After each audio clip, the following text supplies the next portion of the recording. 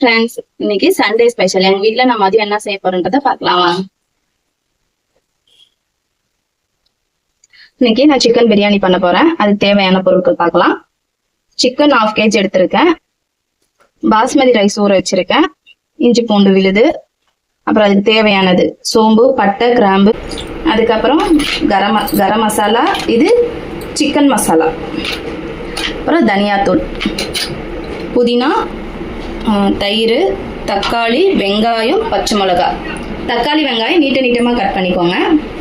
Basmati rice நான் 3 class ஊற வச்சிருக்கேன். 3 கிளாஸ் ஊற வச்சிருக்கேன். 1 கிளாஸ்க்கு 1.5 கிளாஸ் தண்ணின்னு அந்த மாதிரி விதத்துல நம்ம ஊத்திக்கணும்.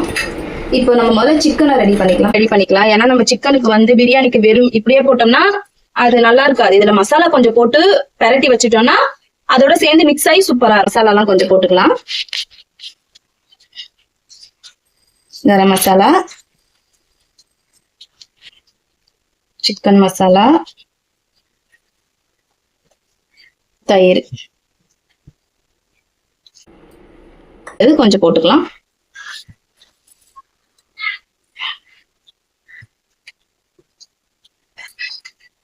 போட்டாச்சு. இது நல்லா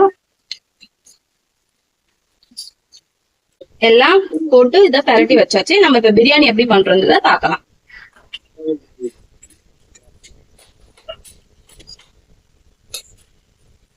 ஊத்திக்கலாம்.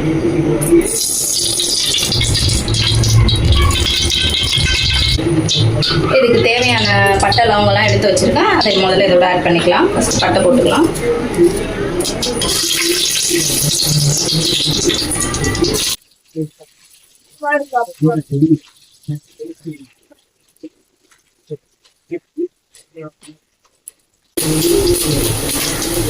இது நல்லா பொரிஞ்சு வந்துருச்சு. இப்போ இதோட நீட்டமா கட் பண்ண ஆனியன் போட்டுக்கலாம்.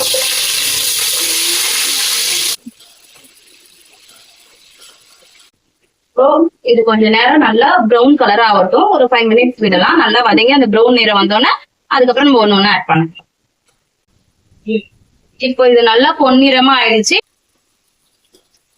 நம்ம இஞ்சி பூண்டு விழுது ஆட் பண்ணிக்கலாம்.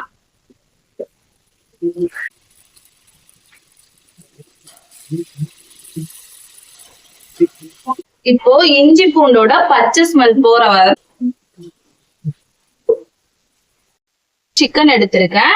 3/4 கிலோ ரைஸ் எடுத்திருக்கேன். அதுக்கு தேவையான அளவு தக்காளி எடுத்திருக்கேன். தக்காளி டேஸ்ட் பிடிக்கும்னா நீங்க எக்ஸ்ட்ரா கூட ஆட் பண்ணிக்கலாம். நம்ம தயிர் ஆட் பண்றதுனால தக்காளி கம்மியாவே சேர்த்துக்கலாம்.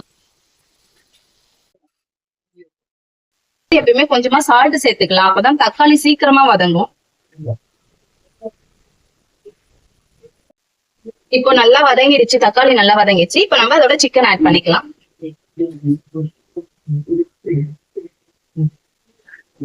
சிக்கன் ஆட் பண்ணிடலாம். கொஞ்சம் நல்லா வதக்கிக்கலாம். இப்போ நல்லா வதக்கியாச்சு. அடுத்தது நம்ம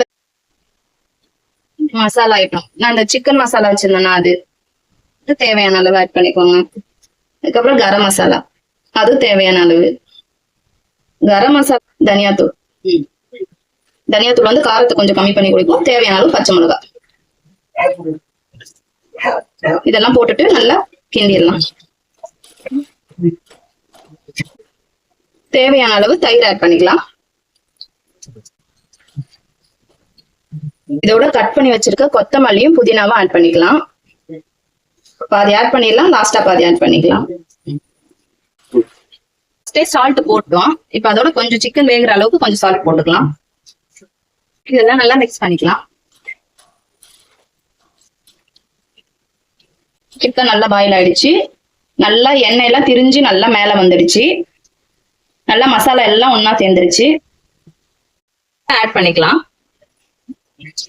நான் 4 கிளாஸ் பாஸ்மதி ரைஸ் போட்டிருக்கேன். அதுக்கு தேவையான அளவு. நான் 4 கிளாஸ் அரிசி போட்டிருக்கேன். அதுக்கு 6 கிளாஸ் தண்ணி ஊத்திருக்கேன். நல்லா கொதிக்கட்டும். கொதிச்சதுக்கு அப்புறம் நம்ம அரிசி இதோட சேர்த்துக்கலாம். இந்த பிரியாணி ஒன்னோட ஒண்ணு ஒட்டாம நல்லா உதிரியா வரதுக்கான டிப்ஸ் நான் உங்களுக்கு சொல்றேன். பாஸ்மதி ரைஸ் ஊற வச்சு இது மாதிரி வடிகட்டி எடுத்துக்கோங்க. தண்ணியே இல்லாத அளவுக்கு வடிகட்டி எடுத்துட்டு இதோட ஒரு 2 டீஸ்பூன் இல்ல 3 டீஸ்பூன் ஆயில ஊத்திட்டு மிக்ஸ் பண்ணிட்டீங்கன்னா இந்த பாஸ்மதி ரைஸ் வந்து சாதம் நீங்க பிரியாணி என்ன மாதிரி செஞ்சாலும் ஒன்னோட ஒண்ணு ஒட்டாம நல்லா உதிரி உதிரியா வரும், சூப்பரா இருக்கும் சாப்பிடறதுக்கு. இது முடிஞ்சதுக்கு அப்புறம் நீங்களே பாருங்க. இதோட அரிசி ஆட் பண்ணிக்கலாம்.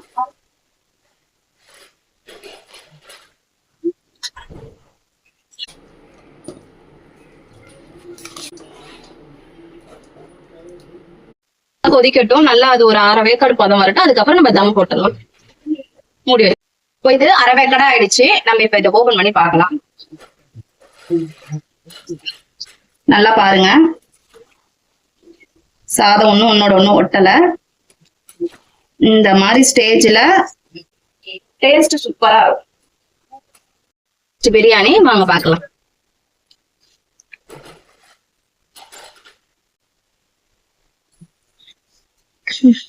எங்க வீட்டுல சண்டே ஸ்பெஷல். வாங்க சாப்பிடலாம். இந்த வீடியோ பிடிச்சிருந்தா சப்ஸ்கிரைப் பண்ணுங்க, லைக் பண்ணுங்க, ஷேர் பண்ணுங்க.